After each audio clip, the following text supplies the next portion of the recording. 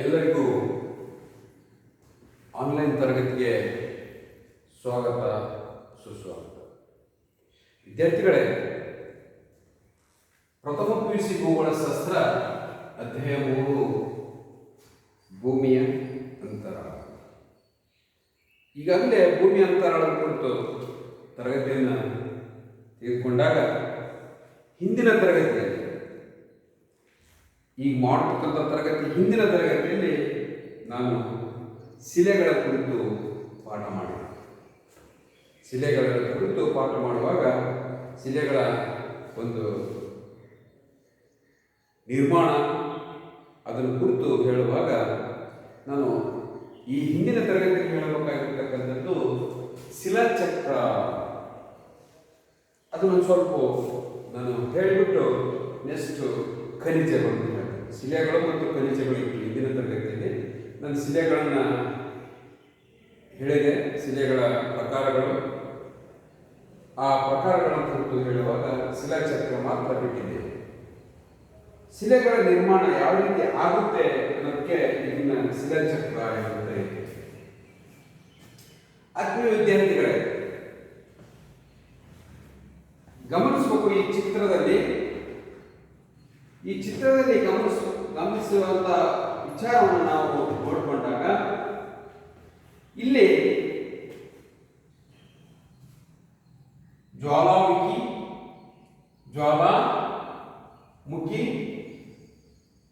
ಭೂಮಿ ಅಂತರಾಳದಲ್ಲಿ ಜ್ವಾಲಾಮುಖಿಗೊಂಡಾಗ ಭೂಮಿ ಅಂತರಾಳದಲ್ಲಿರ್ತಕ್ಕಂಥ ಘನವಸ್ತುಗಳು ದ್ರವರೂಪವಾಗಿ, ಶಿಲಾಪಾಕಾಗಿ, ಲವರಸಾಗಿ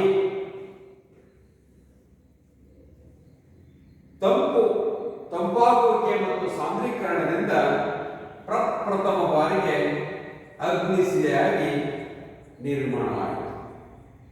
ಪ್ರಪ್ರಥಮ ಬಾರಿಗೆ ಪ್ರಥಮ ಶಿಲೆ ಅಂತ ಕರೀತೀವಿ ನಾವು.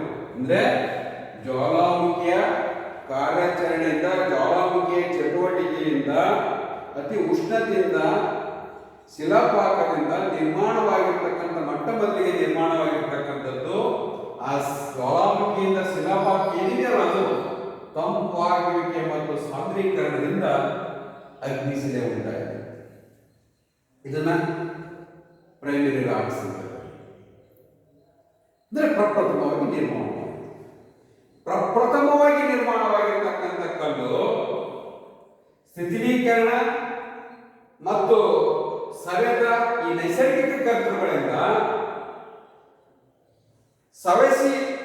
ಸವೆಸಿದ ವಸ್ತುಗಳ ಸಾಗಾಣಿಕೆ ಮತ್ತು ಸಂಚಯನದಿಂದ ಕೂಡೀಕರಣ ಮತ್ತು ಸಾಂದ್ರೀಕರಣಗೊಂಡು ಎರಡನೇ ಶಿಲೆಯಾಗಿ ಕಣಶಿಲೆಯಾಯಿತು. ಈ ಕಣಶಿಲೆಯನ್ನ ಬದಲು ಶಿಲೆ ಮತ್ತು ಜಲಜನ್ಯ ಶಿಲೆ ಅಂತ ಕರೆದರು. ಯಾಕಾಯ್ತು? ಪ್ರಥಮವಾಗಿ ನಿರ್ಮಾಣವಾಗಿರ್ತಕ್ಕಂಥ ಅಗ್ನಿಶಿಲೆ, ಈ ಅಗ್ನಿಶಿಲೆಯ ಶಿಥಿಲೀಕರಣ ಮತ್ತು ಸವೆತದಿಂದ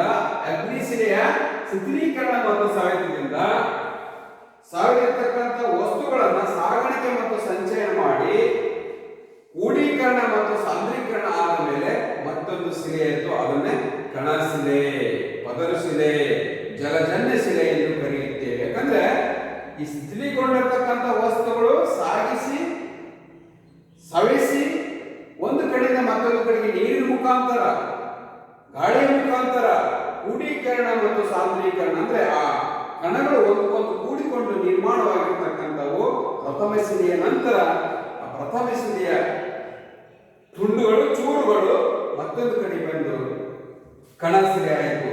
ಕಣಶಿಲೆ. ಈ ಕಣಶಿಲೆಯನ್ನ ಜಲಜನ್ಯ ಶಿಲೆ ಅಂತ ಕರಿತೇವೆ, ಪದರು ಶಿಲೆ ಅಂತ ಕರಿತೇವೆ.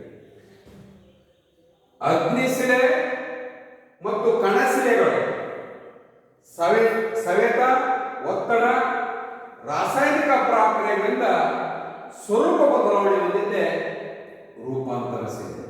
ಸ್ವರೂಪ ಬದಲಾವಣೆ ಹೊಂದಿದ್ದೆ ರೂಪಾಂತರ ಶಿಲೆ. ಅಂದ್ರೆ ಜ್ವಾಲಾಮುಖಿಯ ಕಾರ್ಯಾಚರಣೆಗಳಿಂದ ನಿರ್ಮಾಣವಾಗಿರ್ತಕ್ಕಂಥ ವಸ್ತು ಅಗ್ನಿಶಿಲೆ. ಅಗ್ನಿಶಿಲೆಯಿಂದ ಕಣಶಿಲೆ ಆಯಿತು, ಪ್ರಥಮ ಶಿಲೆ ನಂತರ ದ್ವಿತೀಯ ಶಿಲೆ ಆಯಿತು. ಪ್ರಥಮ ಶಿಲೆ ಮತ್ತು ಕಣಶಿಲೆಗಳು ಕಾಯುವಿಕೆ, ಒತ್ತಡ ಮತ್ತು ರಾಸಾಯನಿಕ ಪ್ರಕ್ರಿಯೆಗಳಿಂದ ಅವುಗಳ ಒತ್ತಡ, ಕಾಯುವಿಕೆಯಿಂದ ಸ್ವರೂಪ ಬದಲಾವಣೆಯಾಗಿದ್ದೇನೆ ರೂಪಾಂತರ ಶಿಲೆ. ರೂಪಾಂತರ ಶಿಲೆ. ಇಲ್ಲಿಗೆ ಶಿಲಾಚಕ್ರ ಕುರಿತು ನಮ್ಮ ಪಾಠ ಮುಗಿತು. ಈಗ ಶಿಲೆಗಳನ್ನು ಕುರಿತು ಇಲ್ಲಿವರೆಗೆ ಪಾಠ ಮಾಡಿ ಮುಂದೆ ಖನಿಜಗಳು.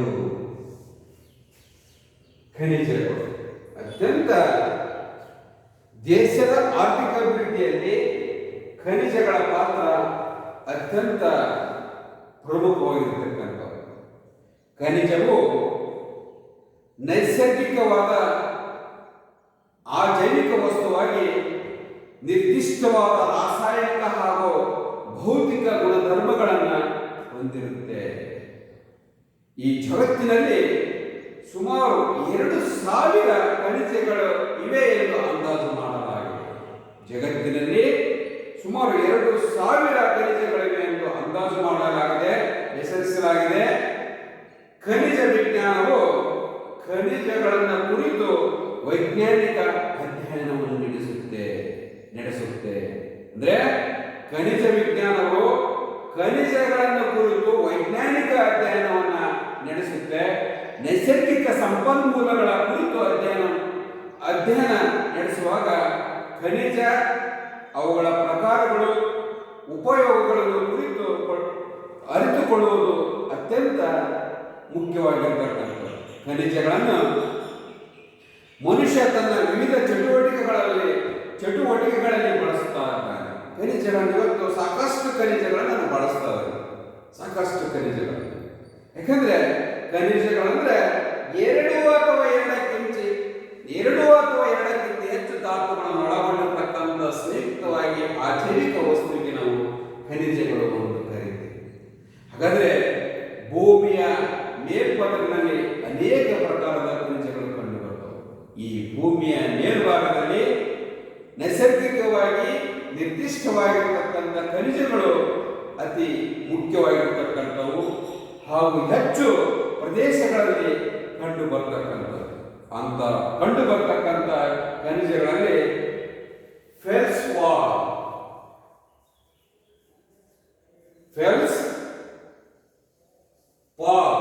ಎಂಬುದು ಸಿಲ್ಕ ಮತ್ತು ಆಮ್ಲಜನಕಗಳು ಸಮೃದ್ಧವಾಗಿದೆ. ಮೇಲ್ಕವಚದ ಅರ್ಧಕ್ಕಿಂತ ಹೆಚ್ಚು ಭಾಗದಲ್ಲಿ ಈ ಫೆಲ್ಸ್ಪಾರ್ ಎಂಬ ಒಂದು ಖನಿಜ ಹೆಚ್ಚು ಈ ಭೂಮಿಯ ಮೇಲೆ ಸಿಗ್ತಕ್ಕಂಥದ್ದು. ಇಲ್ಲಿ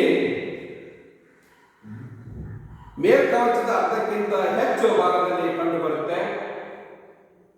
ಕ್ವಾರ್ಟ್ರೈಟ್ ಮರಳು ಗ್ರಾನೈಟ್ಗಳ ಮಿಶ್ರಣವಾಗಿದ್ದು ಸಿಲ್ಕಾಂಶವನ್ನು ಒಳಗೊಂಡಿರ್ತಕ್ಕಂಥದ್ದು. ಈ ಖನಿಜ ಭೂಮಿಯ ಮೇಲ್ಕವಚದ 20% ಭಾಗವನ್ನು ಆವರಿಸಿಕೊಂಡಿದೆ. ಭೂಮಿಯ ಮೇಲ್ಕವಚದ 20% ಭಾಗವನ್ನು ಆವರಿಸಿಕೊಂಡಿದೆ.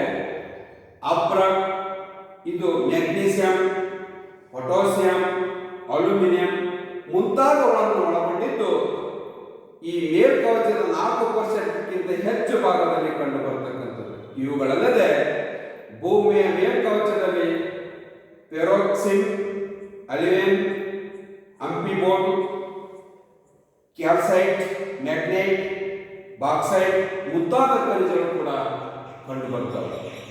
ಅಂದರೆ ಖನಿಜಗಳ ಪ್ರಕಾರಗಳು ಏನು? ಖನಿಜಗಳು ಅವುಗಳ ಗುಣಧರ್ಮ, ಉಪಯೋಗಕ್ಕನುಗುಣವಾಗಿ ವಿಂಗಡಿಸಲಾಗಿದೆ.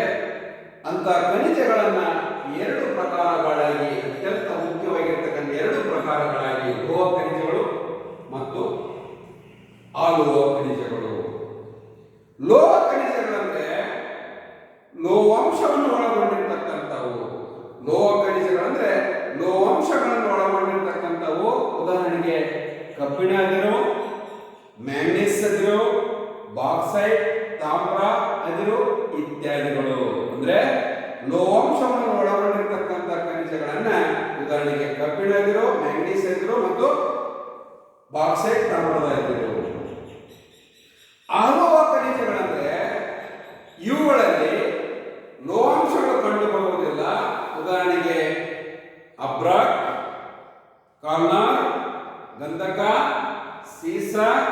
ಸತ್ತು, ರಂಜಕ ಇತ್ಯಾದಿಗಳು ಲೋಹ ಖನಿಜಗಳು ಮತ್ತು ಅಲೋಹ ಖನಿಜಗಳು. ಖನಿಜಗಳನ್ನ ಬೇರೆ ರೀತಿಯಿಂದಲೂ ಕೂಡ ವರ್ಗೀಕರಿಸಲಾಗಿದೆ. ಈ ಖನಿಜಗಳನ್ನ ಬೇರೆ ರೀತಿಯಿಂದಲೂ ಕೂಡ ವರ್ಗೀಕರಿಸಲಾಗಿದೆ. ಅವುಗಳೆಂದ್ರೆ ಕಬ್ಬಿಣಯುಕ್ತ ಖನಿಜಗಳು,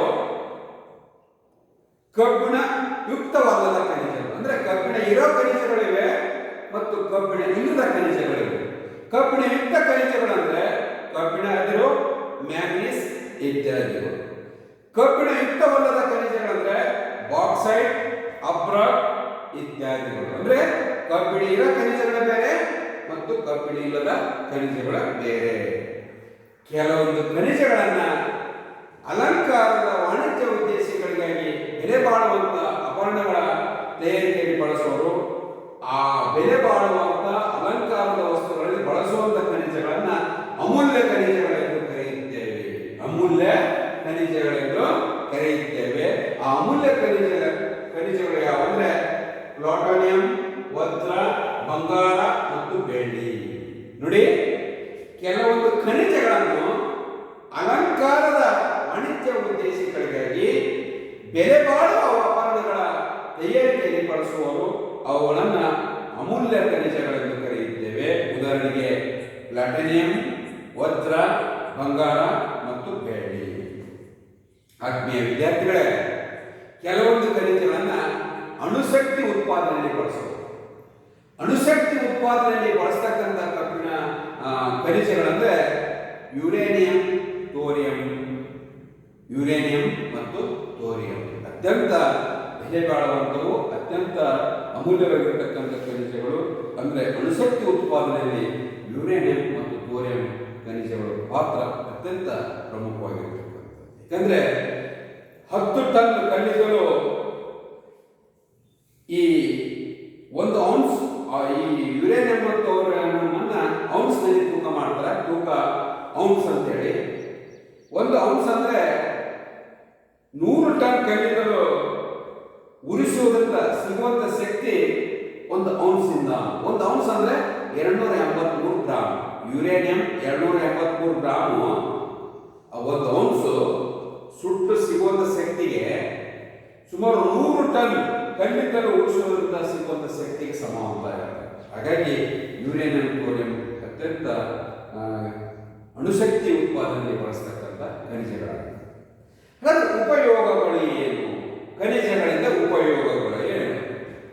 ಖನಿಜಗಳನ್ನ ಅನೇಕ ರೀತಿಯಲ್ಲಿ ನಾವು ಉಪಯುಕ್ತವಾಗಿವೆ.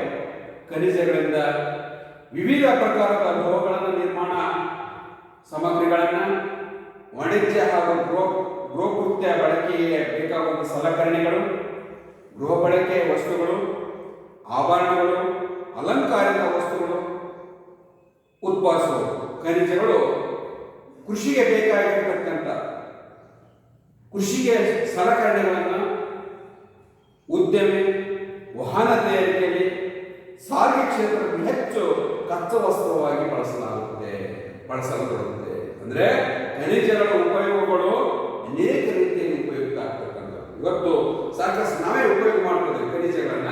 ಉದಾಹರಣೆಗೆ ಕಬ್ಬಿಣ ಡೆಸ್ಕ್ ಮಾಡಿದ್ದೇವೆ, ಮತ್ತೆ ಕಲ್ಲನ್ನು ಬಳಸ್ತಾ ಇದ್ದೇವೆ. ಅಂದ್ರೆ ಖನಿಜಗಳು ಅನೇಕ ರೀತಿಯಲ್ಲಿ ಉಪಯುಕ್ತವಾಗಿವೆ. ಖನಿಜಗಳಲ್ಲಿ ವಿವಿಧ ಪ್ರಕಾರದ ಲೋಹಗಳನ್ನು ನಿರ್ಮಾಣ ಮಾಡ್ತವೆ. ಉದಾಹರಣೆಗೆ ಕೊರಳಲ್ಲಿ ಹಾಕ್ತಕ್ಕಂಥ ಚೈನ್ ಸಾರ ಇರ್ಬೋದು, ಕೈಯಲ್ಲಿ ಹಾಕ್ತಕ್ಕಂಥ ರಿಂಗ್, ಬಂಗಾರದ ಉಂಗುರಗಳಿರ್ಬೋದು, ಕಾಲ್ಗೆಜ್ಜೆ ಇರ್ಬೋದು, ಬೆಳ್ಳಿಯು. ಈ ರೀತಿ ವಾಣಿಜ್ಯ ಮತ್ತು ಗೃಹ ಬಳಕೆಯ ಸಲಕರಣೆ, ಗೃಹ ಬಳಕೆ ವಸ್ತುಗಳು, ಆಭರಣಗಳು, ಅಲಂಕಾರಿಕ ವಸ್ತುಗಳನ್ನ ಉತ್ಪಾದಿಸತಕ್ಕಂಥ ಅಲಂಕಾರಿಕ ವಸ್ತುಗಳನ್ನ ಉತ್ಪಾದನೆ ಮಾಡತಕ್ಕಂಥದ್ದು. ಹಾಗಾಗಿ ಖನಿಜಗಳು ಅತಿ ಮುಖ್ಯವಾಗಿರ್ತಕ್ಕಂಥದ್ದು. ಹಾಗೂ ಹೆಚ್ಚು ಪ್ರದೇಶದಲ್ಲಿ ನಮಗೆ ಕಂಡು ಬರ್ತಕ್ಕಂಥದ್ರಲ್ಲಿ ಫೆಲ್ಸ್ಪಾರ್ ಎಂಬ ಒಂದು ಖನಿಜ ಹೆಚ್ಚು ದೊರೆಯತಕ್ಕಂಥದ್ದು. ಹಾಗಾಗಿ ಖನಿಜಗಳ ಉಪಯೋಗಗಳು ಅನೇಕ ರೀತಿಯಲ್ಲಿ ಉಪಯುಕ್ತವಾಗಿರ್ತಕ್ಕಂಥದ್ದು. ಯಾಕಂದ್ರೆ ಬೇಸಾಯಕ್ಕೆ, ಕೃಷಿಗೆ ಬೇಕಾಗಿರ್ತಕ್ಕಂಥ ಸಲಕರಣೆಗಳನ್ನು ನಿರ್ಮಾಣ ಇರ್ಬೋದು, ವಾಹನ ತಯಾರಿಕೆಯಲ್ಲಿ, ಹಡಗು ತಯಾರಿಕೆಯಲ್ಲಿ, ವಿಮಾನಗಳ ತಯಾರಿಕೆಯಲ್ಲಿ, ಸಾರಿಗೆ ಕ್ಷೇತ್ರದಲ್ಲಿ ಬಹಳ ಕಚ್ಚಾ ವಸ್ತುವಾಗಿ ಈ ಖನಿಜಗಳನ್ನು ಬಳಸಲಾಗುತ್ತೆ. ವಿದ್ಯಾರ್ಥಿಗಳೇ, ಖನಿಜವು ನೈಸರ್ಗಿಕ ಅಜೈವಿಕ ವಸ್ತುವಾಗಿ ನಿರ್ದಿಷ್ಟ ರಾಸಾಯನಿಕ ಹಾಗೂ ಭೌತಿಕ ಗುಣಧರ್ಮಗಳನ್ನು ಹೊಂದಿರತಕ್ಕಂಥದ್ದು. ಜಗತ್ತಿನಲ್ಲಿ ಸುಮಾರು 2,000 ಖನಿಜಗಳಿವೆ ಎಂದು ಅಂದಾಜು ಮಾಡಲಾಗಿದೆ. ಸುಮಾರು 2,000 ಖನಿಜಗಳಿವೆ ಎಂದು ಅಂದಾಜು ಮಾಡಲಾಗಿದೆ. ಹಾಗಾಗಿ ಖನಿಜಗಳನ್ನು ಅವುಗಳ ಗುಣಧರ್ಮ ಉಪಯೋಗಗಳಿಗೆ ಅನುಗುಣವಾಗಿ ವಿಂಗಡಿಸಲಾಗಿದೆ. ಲೋಹ ಖನಿಜಗಳು ಮತ್ತು ಅಲೋಹ ಖನಿಜಗಳು. ಲೋಹ ಖನಿಜಗಳಲ್ಲಿ ಕಬ್ಬಿಣ ಇರಬಹುದು, ಕಬ್ಬಿಣ ಇಲ್ಲಬಹುದು. ಅಲೋಹ ಖನಿಜಗಳಲ್ಲಿ ಅಬ್ರ, ಕಲ್ಮಾನ್, ಗಂಧಕ, ಸೀಸ, ಸತ್ತು, ರಂಜಕ ಇತ್ಯಾದಿಗಳು. ಹಾಗಾಗಿ ಅಮೂಲ್ಯ ಖನಿಜಗಳಿವೆ. ಅಮೂಲ್ಯ ಖನಿಜಗಳಲ್ಲಿ ಪ್ಲಾಟಿನಿಯಂ, ವಜ್ರ, ಬಂಗಾರ, ಬೆಳ್ಳಿ ಈ ರೀತಿ ಖನಿಜಗಳನ್ನ ಅನೇಕ ಉಪಯುಕ್ತವಾಗಿರ್ತಕ್ಕಂಥದ್ದು. ಭೂಮಿಯ ಮೇಲ್ಕವಚದಲ್ಲಿ ಅನೇಕ ಪ್ರಕಾರದ ಖನಿಜಗಳು ಸಿಗ್ತಕ್ಕಂಥವು. ಅಂಥವನ್ನ ನಾವು ಸಂಶೋಧನೆ ಮಾಡಿ ಅವುಗಳನ್ನು ವೈಜ್ಞಾನಿಕವಾಗಿ ಸಂಶೋಧನೆ ಮಾಡಿ ನಾವಿವತ್ತು ಗಣಿಗಾರಿಕೆಯನ್ನು ಮಾಡ್ತೇವೆ. ಯಾಕಂದ್ರೆ ಇವತ್ತು ನೋಡಿ, ಗಣಿಗಾರಿಕೆ ನಮ್ಮ ರಾಣೆಬೆನ್ನೂರು ಸುತ್ತಮುತ್ತ ಇಲ್ಲ. ಯಾಕಂದ್ರೆ ಅಂತ ಅಮೂಲ್ಯವಾಗಿರ್ತಕ್ಕಂಥ ನೈಸರ್ಗಿಕವಾಗಿರ್ತಕ್ಕಂಥ ಧಾತುಗಳನ್ನು ಒಳಗೊಂಡಿರ್ತಕ್ಕಂಥ ಮಣ್ಣು ಎಲ್ಲಿದೆಯೋ ಅಂತದ್ದು. ಉದಾಹರಣೆಗೆ ಬಳ್ಳಾರಿ, ಸೊಂಡೂರು ಅಲ್ವಾ, ಕೊಪ್ಪಳ ಆ ಭಾಗದಲ್ಲಿ ಹೆಚ್ಚು ಖನಿಜಗಳಿರೋದ್ರಿಂದ ಆ ಭಾಗದಲ್ಲಿ ಗಣಿಗಾರಿಕೆ ನಡೀತದೆ. ಹಾಗಾಗಿ ಖನಿಜಗಳು, ಶಿಲೆಗಳು ಮತ್ತು ಖನಿಜಗಳು ಅರ್ಥ ಪ್ರಕಾರಗಳನ್ನು ಇಲ್ಲಿವರೆಗೆ ತಮ್ಮ ಮುಂದೆ ಪ್ರಸ್ತಾವ ಮಾಡಿರ್ತಕ್ಕಂಥದ್ದು, ಪ್ರಸ್ತುತಪಡಿಸಿರ್ತಕ್ಕಂಥದ್ದು. ಈ ಪಾಠದಲ್ಲಿ ವಿದ್ಯಾರ್ಥಿಗಳೇ, ಈ ಪಾಠದಲ್ಲಿ ಸುಮಾರು 20 ಪ್ರಶ್ನೆಗಳು, ಒಂದಂಕದ ಪ್ರಶ್ನೆಗಳಿವೆ. ಈ ಪಾಠದಲ್ಲಿ ಸುಮಾರು 20 ಪ್ರಶ್ನೆಗಳು, ಒಂದಂಕದ ಪ್ರಶ್ನೆಗಳಿವೆ. ಆ ಒಂದು ಅಂಕದ ಪ್ರಶ್ನೆಗಳಿಗೆ ಪ್ರಶ್ನೆ ಹೇಳಿ ನಾನೇ ವಿವರಣೆಯನ್ನು ನಿಮ್ಮ ಮುಂದೆ ವ್ಯಕ್ತಪಡಿಸ್ತೇನೆ. ಕೇಳ್ಕೊಂಡು ಹೋಗಿ. ಭೂಖಂಡ ಕವಚ ಎಂದರೇನು? ಅಧ್ಯಾಯ 3 ಭೂಮಿ ಅಂತರ. ಇದರಲ್ಲಿ ಸುಮಾರು 20 ಒಂದಂಕದ ಪ್ರಶ್ನೆಗಳಿವೆ. ಭೂಖಂಡ ಕವಚ ಎಂದರೆ ಭೂಮಿಯ ಹೊರಪದರು ಸಾಗರ ಮತ್ತು ಭೂಖಂಡ ಪ್ರದೇಶಗಳಿಂದ ಸಂಯೋಜನೆಗೊಂಡಿದೆ. ಇದನ್ನು ಭೂಕವಚ ಎಂದು ಕರೆಯುತ್ತೀವಿ. ಭೂಮಿಯ ಮೇಲ್ಭಾಗದಿಂದ ಸುಮಾರು 60 ಕಿಲೋಮೀಟರ್ ಆಳದಲ್ಲಿರ್ತಕ್ಕಂಥದ್ದನ್ನೇ ಭೂಕವಚ ಎಂದು ಕರೆಯುತ್ತೀವಿ. ಅಂದ್ರೆ ಭೂಮಿಯ ಹೊರವಲಯವನ್ನ ಭೂಕವಚ ಅಂತ ಕರಿತೀವಿ. ಈ ಭೂಮಿಯ ಹೊರವಲಯ 2 ಕವಚಗಳು, ಭೂಕವಚ 2, ಸಾಗರಿಕ ಕವಚ ಮತ್ತು ಭೂಖಂಡ ಕವಚನ. ಭೂಮಿ ಇದೆ ಮತ್ತು ನೀರಿದೆ, ಅದಕ್ಕೆ 2 ವಿಧಗಳನ್ನು ಹೇಳಿರ್ತಕ್ಕಂಥದ್ದು. ಮೆಂಟಲ್ ಮತ್ತು ಕೇಂದ್ರಗೋಳದ ನಡುವೆ ಇರುವ ಸೀಮಾ ವಲಯ ಯಾವುದು? ಮೆಂಟಲ್ ಮತ್ತು ಕೇಂದ್ರಗೋಳದ ನಡುವೆ ಸೀಮಾ ವಲಯ ಯಾವುದು? ಅದು ಗುಡ್ಡನ್ಬರ್ಗ್ ಸೀಮಾ ವಲಯ. 1954ರಲ್ಲಿ ವರ್ಣನ್ ಎಂಬ ವಿಜ್ಞಾನಿ ಅದನ್ನ ಸಂಶೋಧನೆ ಮಾಡಿರ್ತಕ್ಕಂಥ. ಒಳ ಕೇಂದ್ರಗೋಳವನ್ನು ಕೇಂದ್ರಗೋಳ ಎಂದು ಕರೆಯಲು ಕಾರಣವೇನು? ಒಳ ಕೇಂದ್ರಗೋಳವನ್ನು ಘನ ಕೇಂದ್ರಗೋಳ ಎಂದು ಕರೆಯಲಿಕ್ಕೆ ಕಾರಣ ಅಂದ್ರೆ ಅಧಿಕ ಉಷ್ಣಾಂಶ ಮತ್ತು ಒತ್ತಡವನ್ನು ಒಳಗೊಂಡಿದೆ. ಇಲ್ಲಿನ ಹೆಚ್ಚಿನ ವಸ್ತುಗಳು ಘನರೂಪದಲ್ಲಿ ಇರ್ತಕ್ಕಂಥದ್ದು. ಹಾಗಾಗಿ ಈ ವಲಯವನ್ನು ಒಳ ಕೇಂದ್ರಗೋಳ ಅಥವಾ ಘನ ಕೇಂದ್ರಗೋಳ ಎಂದು ಕರೆದಿರ್ತಕ್ಕಂಥದ್ದು. ವಿದ್ಯಾರ್ಥಿಗಳೇ, ಭೂಕಂಪನ ಅಲೆಗಳನ್ನು ಯಾವ ಉಪಕರಣದಿಂದ ದಾಖಲಿಸಲಾಗುತ್ತದೆ? ಭೂಕಂಪ ಅಲೆಗಳನ್ನು ರಿಕ್ಟರ್ ಮಾಪಕ ಮತ್ತು ಮಾಸಲ್ ಮಾಪಕದಿಂದ. ರಿಕ್ಟರ್ ಮಾಪಕದಿಂದ ನಾವು ಇವತ್ತು ಭೂಕಂಪನ ಅಲೆಗಳನ್ನು ರಿಕ್ಟರ್ ಮಾಪಕ ಉಪಕರಣದಿಂದ ದಾಖಲಿಸಲಾಗುತ್ತದೆ. ಅತ್ಯಂತ ವಿನಾಶಕಾರಿ ಭೂಕಂಪನ ಅಲೆಗಳು ಯಾವುವು? ಅತ್ಯಂತ ವಿನಾಶಕಾರಿ ಭೂಕಂಪನ ಅಲೆಗಳು ಯಾವುವು ಅಂದರೆ ಮೇಲ್ಮೈ ಅಲೆಗಳು. ಅತ್ಯಂತ ವಿನಾಶಕಾರಿಯಾಗಿರ್ತಕ್ಕಂಥದ್ದು ಭೂಕಂಪದ ಅಲೆಗಳು 3: ಪ್ರಥಮ ಅಲೆ, ದ್ವಿತೀಯ ಅಲೆ ಮತ್ತು ಮೇಲ್ಮೈ ಅಲೆ. ಪ್ರಥಮ ಅಲೆ ಪ್ರತಿ ಸೆಕೆಂಡಿಗೆ 4 ರಿಂದ 13 ಕಿಲೋಮೀಟರ್ ವೇಗದಲ್ಲಿ ಹೋಗ್ತಕ್ಕಂಥದ್ದು. ಎರಡನೇದು 4 ರಿಂದ 6 ಕಿಲೋಮೀಟರ್, ಇದು 3 ರಿಂದ 4 ಕಿಲೋಮೀಟರ್ ನಿಧಾನಗತಿಯಲ್ಲಿ ಹೋಗ್ತಕ್ಕಂಥದ್ದು. ಭೂಮಿಯ ಮೇಲ್ಭಾಗದಲ್ಲಿ ಅತಿ ಹೆಚ್ಚು ಅನಾಹುತ ಮಾಡ್ತಕ್ಕಂಥದ್ದು. ಜೀವ ಸಂಕುಲಕ್ಕೆ, ಆಸ್ತಿಗೆ, ಈ ಎಲ್ಲದಕ್ಕೂ ಅನೇಕ ರೀತಿಯ ಮೇಲ್ಮೈ ಅಲೆಗಳು ಬಹಳ ವಿನಾಶಕಾರಿಯಾಗಿರ್ತಕ್ಕಂಥ ಅಲೆಗಳು. ಸುನಾಮಿಯನ್ನು ಅರ್ಥೈಸಿ. ಆತ್ಮೀಯ ವಿದ್ಯಾರ್ಥಿಗಳೇ, ಇಂದಿನ ವಿಡಿಯೋದಲ್ಲಿ ಹೇಳಿದ್ದೀನಿ, ಸುನಾಮಿ ಅಂದ್ರೆ ಸಾಗರ, ಸಮುದ್ರದ ಉಪಸಾಗರ, ಸಮುದ್ರದ ಮಹಾಸಾಗರಗಳ ತಳಭಾಗದಲ್ಲಿ, ಸಾಗರ ಸಮುದ್ರದ ತಳಭಾಗದಲ್ಲಿ ಭೂಕಂಪ ಸಂಭವಿಸಿದಿಂದ ಉಂಟಾಗಿರ್ತಕ್ಕಂಥ ಅಲೆಗಳನ್ನ ಸುನಾಮಿ ಎಂದು ಕರೀತೇವೆ. ಈ ಸುನಾಮಿಯನ್ನ ಬಂದರಿನ ಅಲೆಗಳು ಅಂತ ಕರಿತೇವೆ, ಮರಣಾಂತಿಕ ಅಲೆಗಳು ಅಂತ ಕೂಡ ಕರಿತೇವೆ. ಹಾಗಾಗಿ ಸುನಾಮಿ ಬಹಳ ಇವತ್ತು ಕೂಡ ಜಪಾನ್ ದೇಶಕ್ಕೆ ಅತಿ ಹೆಚ್ಚು ಹಾನಿ ಉಂಟು ಮಾಡತಕ್ಕಂಥದ್ದು. ಏಕ ಭೂಕಂಪನ ರೇಖೆಗಳು ಎಂದರೇನು? ಅಂದರೆ ಭೂಕಂಪ ಆದಮೇಲೆ ನಕ್ಷೆಗಳಲ್ಲಿ ಎಳೆಯುವಂಥ ರೇಖೆಗಳಿಗೆ ಈ ಭೂಕಂಪ ರೇಖೆಗಳನ್ನು ಗುರುತು ಮಾಡ್ತಕ್ಕಂಥವು. ಏಕ ಭೂಕಂಪನ ರೇಖೆಗಳು, ಜೋಡಿ ಭೂಕಂಪನ ರೇಖೆಗಳು, ಸಹ ಭೂಕಂಪನ ರೇಖೆಗಳು 3 ಇವೆ. ಅದರಲ್ಲಿ ಏಕ ಭೂಕಂಪನ ರೇಖೆಗಳಂದ್ರೆ ಒಂದೇ ವೇಳೆಯಲ್ಲಿ ಸಂಭವಿಸಿರ್ತಕ್ಕಂಥ ಭೂಕಂಪಗಳನ್ನು ಒಂದೇ ವೇಳೆಯಲ್ಲಿ ಸಂಭವಿಸಿರ್ತಕ್ಕಂಥ ಭೂಕಂಪದ ಸ್ಥಳಗಳನ್ನು ಒಂದು ರೇಖೆಯಲ್ಲಿ ಗುರುತಿಸಿ ನಕ್ಷೆಯಲ್ಲಿ ಚಿತ್ರಿಸಿರ್ತಕ್ಕಂಥ ರೇಖೆಗಳನ್ನು ಏಕ ಭೂಕಂಪನ ರೇಖೆಗಳು ಎಂದು ಕರೆಯುತ್ತೇವೆ. ಪ್ರಪಂಚದಲ್ಲಿ ಅತಿ ಹೆಚ್ಚು ಭೂಕಂಪನಗಳನ್ನು ದಾಖಲಿಸಿರುವ ಪ್ರದೇಶವನ್ನು ತಿಳಿಸಿ. ಪ್ರಪಂಚದಲ್ಲಿ ಅತಿ ಹೆಚ್ಚು ಭೂಕಂಪಗಳು ದಾಖಲಿಸಿರುವ ಪ್ರದೇಶಗಳನ್ನು ಹೆಸರಿಸಿ. ವಿದ್ಯಾರ್ಥಿಗಳೇ, ಪೆಸಿಫಿಕ್ ಸಾಗರದ ವಲಯ 65% ಈ ವಲಯದಲ್ಲಿ ಭೂಕಂಪಗಳು ಆಗಿರ್ತವೆ. ಜ್ವಾಲಾಮುಖಿ ಎಂದರೆ ಭೂಮಿಯ ಅಂತರಾಳದಿಂದ ಲಾವಾರಸ, ಶಿಲಾಚೂರು, ನೀರಾವಿ, ಅನಿಲ, ಬೂದಿಗಳೊಡನೆ ಭೂ ಹೊರಕವಚದ ಮೂಲಕ ಹೊರಹೊಮ್ಮುವುದನ್ನು ಜ್ವಾಲಾಮುಖಿ ಎಂದು ಕರೆಯುತ್ತೇವೆ. ಅಂದ್ರೆ ಭೂಮಿ ಅಂತರಾಳದಲ್ಲಿರ್ತಕ್ಕಂಥ ವಸ್ತುಗಳು ಶಿಲಾರಸ, ಶಿಲದ ಚೂರುಗಳು, ಶಿಲೆಗಳ ನೀರಾವಿ, ಅನಿಲ, ಬೂದಿ ಎಲ್ಲವೂ ಭೂಮಿಯ ಭಾರದ ಮುಖಾಂತರ ಹೊರಹೊಮ್ಮುವುದನ್ನು ಜ್ವಾಲಾಮುಖಿ ಎಂದು ಕರೆಯುತ್ತೇವೆ.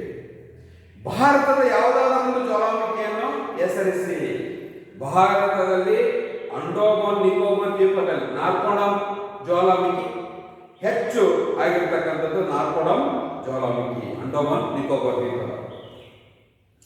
ಮೆಡಿಟೇರಿಯನ್ ಬೆಳಕಿನ ಮನೆ ಎಂದು ಯಾವ ಜ್ವಾಲಾಮುಖಿಯನ್ನು ಕರೆಯುತ್ತಾರೆ? ಮೆಡಿಟೇರಿಯನ್ ಬೆಳಕಿನ ಮನೆ ಎಂದು ಯಾವ ಜ್ವಾಲಾಮುಖಿಯನ್ನು ಕರೀತಾರೆ ಅಂದ್ರೆ ಸ್ಟ್ರಾಂಬೋಲಿಯಾ ಜ್ವಾಲಾಮುಖಿಯನ್ನ ಮೆಡಿಟೇರಿಯನ್ ಬೆಳಕಿನ ಮನೆ ಅಂತ ಕರೀತೇವೆ. ಅಗ್ನಿವೃತ್ತ ಎಂದರೇನು? ಪೆಸಿಫಿಕ್ ಸಾಗರದ ಸುತ್ತಲಿನ ವಲಯವನ್ನ ಅಂದ್ರೆ ಪ್ರಪಂಚದಲ್ಲಿ ಅತಿ ಹೆಚ್ಚು ಜ್ವಾಲಾಮುಖಿ ಆಗುವಂತಹ ವಲಯ, ಹಾಗಾಗಿ ಇದನ್ನು ಅಗ್ನಿವೃತ್ತ ವಲಯ ಎಂದು ಕರೆಯುತ್ತೇವೆ. ಪೆಸಿಫಿಕ್ ಸಾಗರದ ಸುತ್ತಲಿನ ವಲಯವನ್ನ ಅಗ್ನಿವೃತ್ತ ಎಂದು ಕರೆಯುತ್ತೇವೆ. ಶಿಲಾಶಾಸ್ತ್ರ ಎಂದರೇನು? ಶಿಲೆಗಳನ್ನು ಕುರಿತು ಶಾಸ್ತ್ರೀಯವಾಗಿ ಅಧ್ಯಯನ ಮಾಡುವುದನ್ನು ಶಿಲಾಶಾಸ್ತ್ರ ಎಂದು ಕರೆಯುತ್ತೇವೆ. ಪ್ಲೂಟೋನಿಕ್ ಶಿಲೆಗೆ ಒಂದು ಉದಾಹರಣೆ ಕೊಡಿ. ಪ್ಲೂಟೋನಿಕ್ ಶಿಲೆಗೆ ಒಂದು ಉದಾಹರಣೆ ಕೊಡಿ ಅಂದ್ರೆ ಗ್ರಾನೈಟ್, ಗ್ಯಾರೋ, ಡಯೋರೈಟ್ಗಳು. ಗ್ರಾನೈಟ್, ಗ್ಯಾರೋ ಮತ್ತು ಡಯೋರೈಟ್ಗಳು. ಪ್ಲೂಟೋನಿಕ್ ಶಿಲೆಗೆ ಒಂದು ಉದಾಹರಣೆ ಗ್ರಾನೈಟ್. ದ್ವಿತೀಯ ಶಿಲೆಗಳನ್ನು ಜಲಜನ್ಯ ಶಿಲೆಗಳೆಂದು ಹೇಗೆ ಕರೆಯುತ್ತಾರೆ ಅಂದ್ರೆ ಪ್ರಥಮ ಶಿಲೆ ಅಗ್ನಿಶಿಲೆ.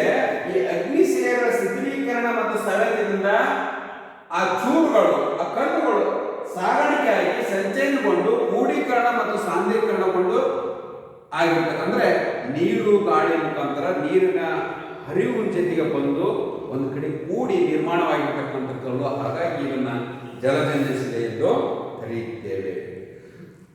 ದ್ವಿತೀಯ ಶಿಲೆಯನ್ನು ಜಲಜನ್ಯ ಶಿಲೆ ಎಂದು ಕರೆಯುತ್ತೇವೆ. ಇಂಗಾಲಾಧಾರಿತ ಶಿಲೆಗಳು ಹೇಗೆ ಉಂಟಾಗುತ್ತವೆ?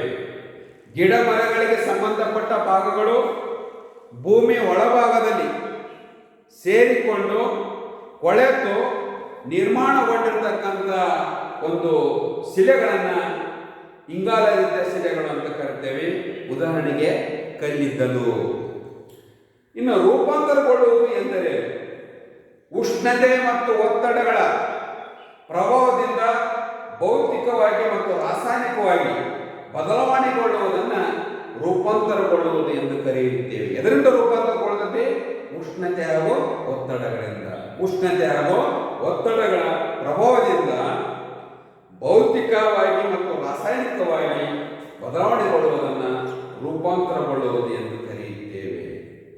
ಖನಿಜ ಎಂದರೆ, ಖನಿಜ ಅಂದರೆ 2 ಅಥವಾ 2ಕ್ಕಿಂತ ಹೆಚ್ಚು ಧಾತುಗಳನ್ನು ಒಳಗೊಂಡಿರ್ತಕ್ಕಂಥ ವಸ್ತುವಿಗೆ, 2 ಅಥವಾ 2ಕ್ಕಿಂತ ಹೆಚ್ಚು ಧಾತುಗಳನ್ನು ಒಳಗೊಂಡಿರ್ತಕ್ಕಂಥ ವಸ್ತುವಿಗೆ ಹಾಗೂ ಖನಿಜವು ನೈಸರ್ಗಿಕವಾಗಿ ಆ ಜೈವಿಕ ವಸ್ತುವಾಗಿ ನಿರ್ದಿಷ್ಟ ರಾಸಾಯನಿಕ ಹಾಗೂ ಭೌತಿಕ ಗುಣಧರ್ಮವನ್ನು ಹೊಂದಿರತಕ್ಕಂಥದ್ದಕ್ಕೆ ನಾವು ಖನಿಜ ಎಂದು ಕರೆಯುತ್ತೇವೆ. ಯಾವ ಖನಿಜವು ಭೂಕವಚದ ಹೆಚ್ಚು ಭಾಗವನ್ನು ಆವರಿಸಿಕೊಂಡಿದೆ?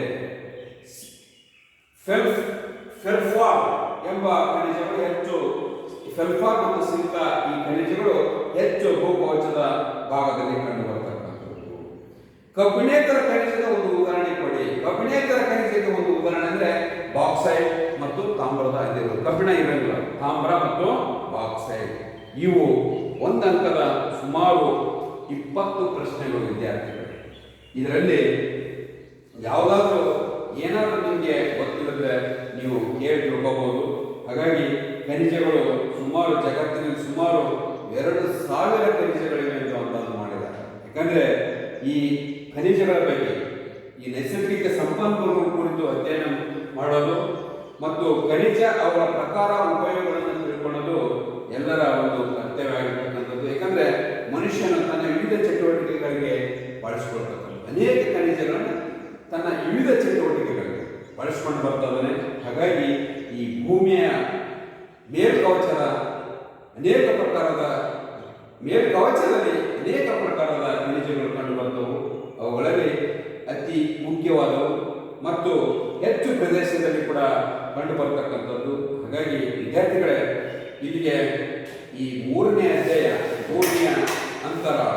ಭೂಮಿಯ ಅಂತರಾಳ ಅಧ್ಯಾಯ ನಮಗೆ ಮುಗಿದೋಗಿದೆ. ಇಲ್ಲಿವರೆಗೆ ಅಧ್ಯಾಯ 3ರ ಎಲ್ಲ ವಿಚಾರಗಳನ್ನು ತಮ್ಮ ಮುಂದೆ ನಾನು ಪ್ರಸ್ತಾವನೆ ಮಾಡಿದ್ದೇನೆ. ಮತ್ತು ಈ 3ನೇ ಅಧ್ಯಾಯದಲ್ಲಿ ತಮಗೆ ಯಾವುದಾದ್ರೂ ಅರ್ಥ ಆಗದೇ ಇರವು, ಗೊತ್ತಿಲ್ಲದ ವಿಚಾರಗಳನ್ನು ನೀವು ಸರಿಯಾದ ರೀತಿಯಲ್ಲಿ ಓದಿ ಈ ವಿಡಿಯೋದಲ್ಲಿ ಸರಿಯಾದ ರೀತಿಯಲ್ಲಿ ತಾಳ್ಮೆಯಿಂದ ಕೇಳಿದಾಗ ನಿಮಗೆ ಅರ್ಥ ಆಗುತ್ತೆ, ನೀವು ಸರಿಯಾಗಿ ತಿಳ್ಕೊತೀರಾ. ಇದನ್ನು ಕೇಳಿದ ನಂತರ ಈ ಪಾಠದಲ್ಲಿ ಬರುವಂಥ 1 ಅಂಕ 2 ಅಂಕ ಮತ್ತು 5 ಅಂಕದ ಪ್ರಶ್ನೆಗಳನ್ನು ಬಿಡಿಸ್ತೀರಾ. ಇದು ನಿಮಗೆಲ್ಲರಿಗೂ ಉಪಯುಕ್ತವಾಗಲಿ ಅಂತ ಹೇಳಿ ಬಯಸುತ್ತಾ, ಬಹುಶಃ ಭೂಮಿಯ ಅಂತರಾಳ ಅಂದ ತಕ್ಷಣ ಭೂಮಿಯ ಒಳಗಡೆ ಇರತಕ್ಕಂಥ ಎಲ್ಲ ಅಂಶಗಳನ್ನು ಕುರಿತು ಅಧ್ಯಯನ ಮಾಡಿರ್ತಕ್ಕಂಥದ್ದು. ನೋಡಿ, ಭೂಮಿಯ ಅಂತರಾಳ 3 ಭಾಗಗಳನ್ನು ಮಾಡಿದೆ. ಭೂಮಿಯ ಸಂಯೋಜನೆ 3 ಭಾಗದಲ್ಲಿ 3 ಭಾಗಗಳಾಗಿ ಮಾಡಿದೆ. ಸುಮಾರು ಭೂಮಿಯ ಮೇಲ್ಭಾಗದಿಂದ 6371 ಕಿಲೋಮೀಟರ್ವರೆಗೆ ಇದೆ ಭೂಮಿ ಅನ್ನೋದು ನೋಡಿಕೊಂಡು. ಆದರೆ ಅದನ್ನು ಮತ್ತೆ ಸಂಶೋಧನೆ ಮಾಡಿದರು. ಸೂಯಸ್ ಎಂಬ ವಿಜ್ಞಾನಿ ಮಾಡ್ತಾ ಇದ್ದಾರೆ, ಅಥವಾ ಸೋಮಸಮ್ಮರು ಮಾಡ್ತಾ ಇದ್ದಾರೆ. ಅನೇಕ ವಿಜ್ಞಾನಿಗಳು ಅನೇಕ ರೀತಿಯಲ್ಲಿ ಮೊರವಿಜಿಕ್ ಸೀಮೋಲೆ, ಗುಡನ್ಬರ್ಗ್ ಸೀಮೋಲೆ, ಕೇಂದ್ರಗಳ ಹೊರಕೇಂದ್ರಗಳ ಒಳಕೇಂದ್ರಗಳ ಹೀಗೆ ಅನೇಕ ರೀತಿಯಲ್ಲಿ ಇದನ್ನು ವಿಂಗಡಣೆ ಮಾಡಿದ್ದಾರೆ. ಅಂದರೆ ಭೂಮಿ ಮೇಲ್ಭಾಗವನ್ನು ಭೂಕವಚ ಅಂತ ಕರೆದರು. ಭೂಕವಚದ ಸುಮಾರು 60 ಕಿಲೋಮೀಟರ್ವರೆಗೆ ಭೂಕವಚ ಒಂದೇ ರೀತಿ ಇದೆ. ಈ ಒಂದೇ ರೀತಿಯ ಕೂಡಿಕೊಂಡಿರುವ ವಲಯ 60 ಕಿಲೋಮೀಟರ್ದ ಕೆಳಗಡೆ ಸುಮಾರು 2900 ಕಿಲೋಮೀಟರ್ವರೆಗೆ ಇರತಕ್ಕಂಥ ವಲಯವನ್ನು ಮೆಂಟಲ್ ಅಥವಾ ಮಿಶ್ರಗೋಳ ಅಂತ ಕರೆದು, 2900ರಿಂದ 6371 ಕಿಲೋಮೀಟರ್ವರೆಗೆ ಇರತಕ್ಕಂಥದ್ದನ್ನು ಕೇಂದ್ರಗೋಳಗಳು, 2900ರಿಂದ 5150 ಕಿಲೋಮೀಟರ್ವರೆಗೆ ಇರತಕ್ಕಂಥದ್ದನ್ನು ಕೇಂದ್ರಗೋಳದ ಹೊರಕೇಂದ್ರಗೋಳ ಅಂತ ಕರೆದು, 5150 ಕಿಲೋಮೀಟರ್ನಿಂದ 6371 ಕಿಲೋಮೀಟರ್ವರೆಗೆ ಇರತಕ್ಕಂಥದ್ದನ್ನು ಕೇಂದ್ರ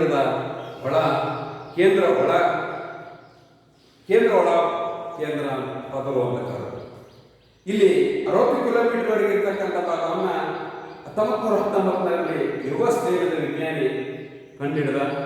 ಈ ಮೇಲ್ಭಾಗದಿಂದ 60 ಕಿಲೋಮೀಟರ್ವರೆಗೆ ಇರತಕ್ಕಂಥ ಪದವು ಇದು ಮೊರವಿಜಿಕ್ ಸೀಮಾ ವಲಯ ಅಂತ ಕರೆದ. ಯಾಕಂದರೆ ಯೋಗಸ್ನೇಹದ ವಿಜ್ಞಾನಿ ಮೊರವಿಜಿಕ್ ಅನ್ನೋನು ಸಂಶೋಧನೆ ಮಾಡಿರ್ತಕ್ಕಂಥದ್ದು. ಹಾಗಾಗಿ ಅದನ್ನು ಅವನ ಹೆಸರಿನಿಂದ ಕರೆದಿರ್ತಕ್ಕಂಥದ್ದು. 2900 ಕಿಲೋಮೀಟರ್ವರೆಗೆ ಇರ್ತಕ್ಕಂಥದ್ದನ್ನು 1954ರಲ್ಲಿ ಓಲ್ಡಮ್ ಎಂಬ ಭೂವಿಜ್ಞಾನಿ ಇದನ್ನು ಸಂಶೋಧನೆ ಮಾಡಿದ.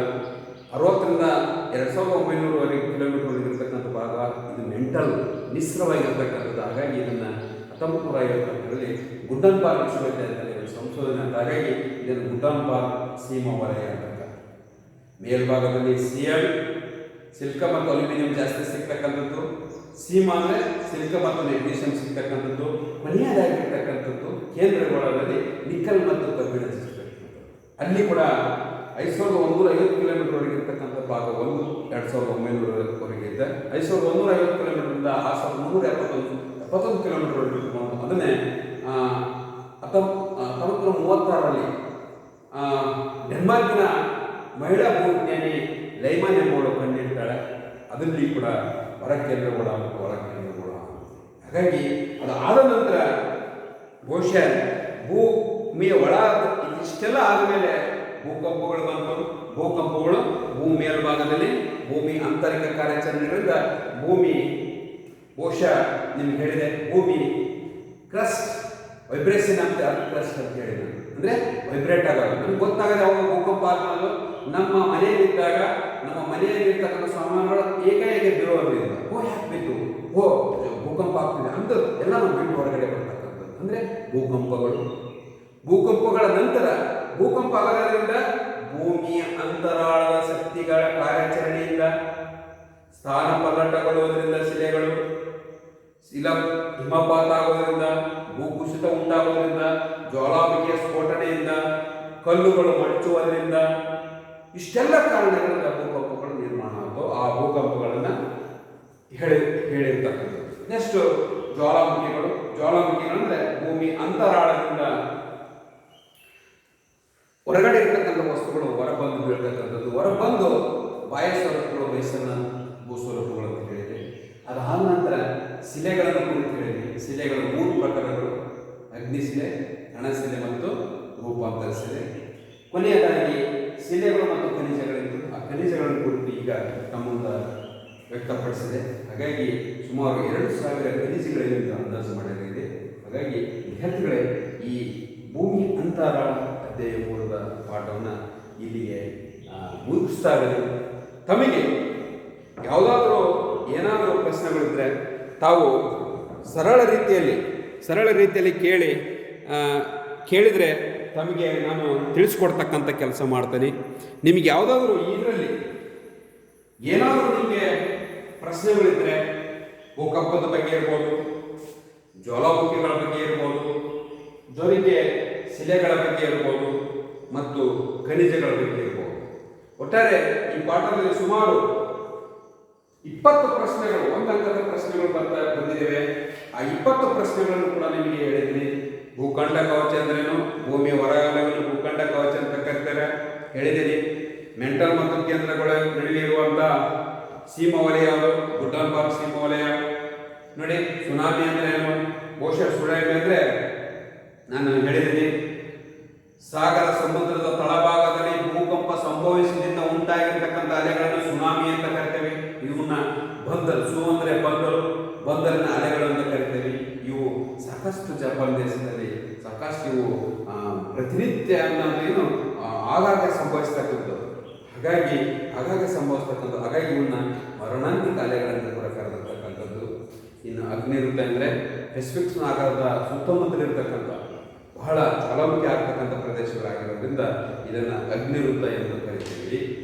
ಇನ್ನು ಶಿಲಾಶಾಸ್ತ್ರ ಅಂದರೆ ಶಿಲೆಗಳನ್ನು ಕುರಿತು ಶಾಸ್ತ್ರೀಯವಾಗಿ ಅಧ್ಯಯನ ಮಾಡೋದನ್ನು ಶಿಲಾಶಾಸ್ತ್ರ ಅಂತ ಕರಿತೀವಿ.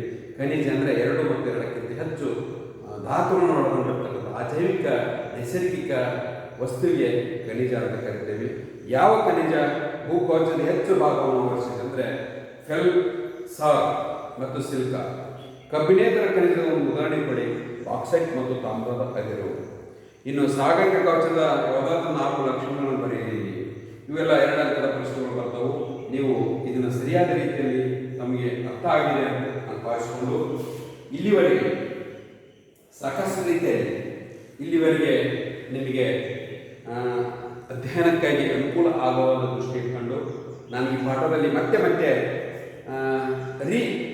ಅವುಗಳನ್ನು ಅದನ್ನು ವಿವರಣೆ ಮಾಡಿಕೊಂಡು ತಮಗೆ ಕೊನೆಯದಾಗಿ ಶಿಲಾಚಕ್ರ ಹೇಳಿದೆ. ಯಾಕಂದರೆ ಶಿಲಾಚಕ್ರ ಬಹಳ ಇಂಪಾರ್ಟೆಂಟ್ ಆಗಿರ್ತಕ್ಕಂಥದ್ದು. ಯಾಕಂದರೆ ಇವತ್ತು ಶಿಲೆಗಳು ಹೆಂಗೆ ನಿರ್ಮಾಣ ಆಗುವ ಸ್ಥಳ ಮತ್ತು ಗುಣಲಕ್ಷಣಗಳ ಆಧಾರದ ಮೇಲೆ ಶಿಲೆಗಳ ಆಗಿದ್ದಾವೆ ಅಂತ ಹೇಳಿದ್ವಿ ನಾವು. ಜ್ವಾಲಾಮುಖಿಯಿಂದ ಶಿಲಾಪಾಕ ಆಯಿತು. ಈ ಶಿಲಾಪಾಕದಿಂದ ಆ ಶಿಲಾಪಾಕ ತಂಪಾಗುವಿಕೆ ಮತ್ತು ಸಾಂದ್ರೀಕರಣದಿಂದ ಅಗ್ನಿಶಿಲೆ ಆಯಿತು. ಅಗ್ನಿಶಿಲೆ ಪ್ರಥಮವಾಗಿ ನಿರ್ಮಾಣಗೊಂಡಿರ್ತಕ್ಕಂಥ ಶಿಲೆ. ಈ ಪ್ರಥಮವಾಗಿರ್ತಕ್ಕಂಥ ಅಗ್ನಿಶಿಲೆಯು ಶಿಥಿಲೀಕರಣ ಮತ್ತು ಸವೆತದಿಂದ ವಸ್ತುಗಳು ಸಾಗಾಣಿಕೆ ಮತ್ತು ಸಂಚಯನದಿಂದ, ಕ್ರೋಢೀಕರಣ ಮತ್ತು ಸಾಂದ್ರೀಕರಣದಿಂದ ಮತ್ತೊಂದು ಕಲ್ಲು ಆಯಿತು ದ್ವಿತೀಯ ಶಿಲೆ, ಕಣಶಿಲೆ, ಸೆಡಿಮೆಂಟರಿ ರಾಕ್ಸ್.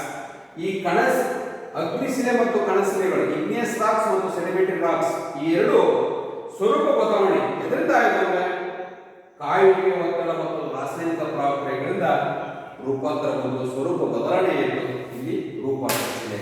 ಹಾಗಾಗಿ ಇಲ್ಲಿಗೆ ಇವತ್ತಿನ ಈ ತರಗತಿಯನ್ನು ತಮಗೆ ಅಧ್ಯಾಯ 3 ಭೂಮಿ ಅಂತರ ಇಲ್ಲಿಗೆ ಈ ತರಗತಿಯನ್ನು ಮುಗಿಸ್ತಾ ಇದ್ದೀನಿ. ಎಲ್ಲರಿಗೂ ಶುಭವಾಗಲಿ.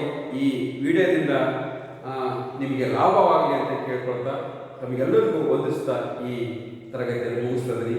ಜೈ ಹಿಂದ್, ಜೈ ಕರ್ನಾಟಕ.